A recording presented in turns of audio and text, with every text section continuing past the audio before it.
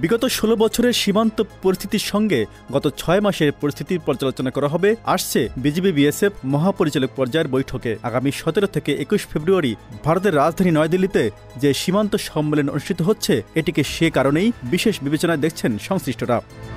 গত ২৪ জানুয়ারি দিনাজপুরের বিরল সীমান্তে এক বাংলাদেশিকে ধরে নিয়ে যায় ভারতীয় সীমান্তরক্ষী বাহিনী বিএসএফ। ওই ঘটনার পরপরই বাংলাদেশে একদল লোক গিয়ে ভারতের একজনকে ধরে এনে বিজিবির কাছে হস্তান্তর করে। পরে পতাকা বৈঠকের মাধ্যমে বিএসএফ ভুল স্বীকার করে বাংলাদেশিকে ফেরত দেয়।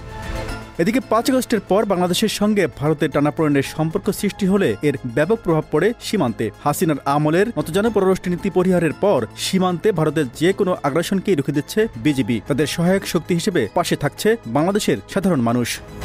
সূত্র বলছে আসছে বিজিবি বিএসএফ মহাপরিচালক পর্যায়ের বৈঠকে এসব ঘটনার প্রভাব পড়বে। এর উপরই নির্ভর করছে ভারতের চোখে চোখ রেখে কথা বলায় কতখানি এগোলো ২৪-এর নতুন বাংলাদেশ।